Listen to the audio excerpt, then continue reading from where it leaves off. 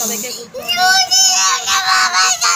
তোমাদের good night বলার সময় পাইনি কেন, কালকে আমার প্রচণ্ড পরিমাণে জ্বর, ওই জন্য উঠতে পারিনি। শরীর ভালো ছিল না, ওর মা চলে গেছে, ওই জন্য কাজে স্কুলে যাবে বলে প্রচুর পরিমাণে বৃষ্টি পড়ছে। সাত্বিক কথা একদম পরে তোমাদের সাথে আবার কথা বলবো।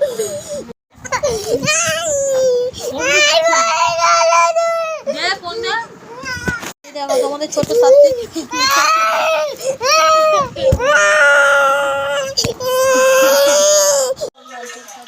কালকে আমাদের নতুন করে করা হয়েছে আজকে সারাদিন, কাল রাত থেকে আমার প্রচুর জ্বর, কেঁপে কেঁপে জ্বর আসছে, ওই জন্য তোমাদের সাথে আমি কথা বলতে পারিনি। কাশি হয়েছে, জ্বর হয়েছে, জ্বর কমছে না, কেঁপে কেঁপে উঠছে না। লাস্টে আজকে বিকালবেলা আমি ডাক্তারখানায় গেছি 7টা নাগাদ করে, ডাক্তার দেখে এসেছি, ডাক্তার ওষুধ দিয়েছে, তোমাদের আমি দেখাবো আজকে। ওই জন্য দুপুরবেলা উঠতে পারিনি বিছানা ছেড়ে, সারাক্ষণ চান করতে পারিনি, এত আমার শরীর খারাপ, মাথা ধরে আছে, গলা ব্যথা করেছে, গলায় ইনফেকশান হয়েছে, আর কিছু খেতে পাচ্ছি না।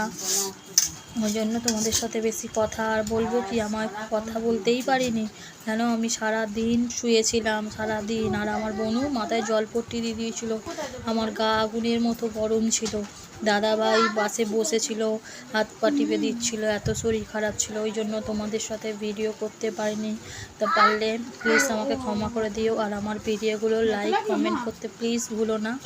আর ডাক্তারখানা থেকে ফেরার সময় আমি একটু মোমো নিয়ে এসেছিলাম, দাদাভাই নিয়ে এসেছিলো কিনে মোমো, আর সাত্বিক খুব রাগ করেছিল যেহেতু সাত্বিককে আমরা নিয়ে যাইনি বলে, কারণ আমি কী করে নিয়ে আবার, প্রচুর পরিমাণে বৃষ্টি হচ্ছে, তোমরা জানো বর্ষাকালে তো বৃষ্টি হবেই, এত বৃষ্টি পড়ছে মানে ধারণার বাইরে। আর সাত্বিক তখন ঘুমিয়েছিল বলে আমি সাত্বিককে নিয়ে যাইনি, ওই জন্য সাত্বিক কাঁদছিল।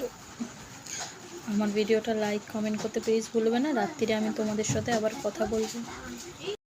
খাওয়া হয়ে গেছে, বুঝতে পারছো আমার শরীরটা কতটা পরিমাণ খারাপ, আমি কিছু খেতে পারছি না। আর আজকে খেয়েছি দুধ আর রুটি, একখানা রুটি খেয়েছি, 2খানা দিয়েছিল, খাওয়ার মতন অসম্ভব, আমার শরীর প্রচণ্ড খারাপ। খাওয়া হয়ে গেছে, ওষুধ খেয়ে বাড়ি চলে যাচ্ছি, হয়ে গেছে। এবার আমি শুয়ে পড়বো। সবাইকে গুড নাইট, আর আমি ভিডিওগুলো ছাড়বো, লাইক কমেন্ট শেয়ার করতে প্লিজ ভুলো না।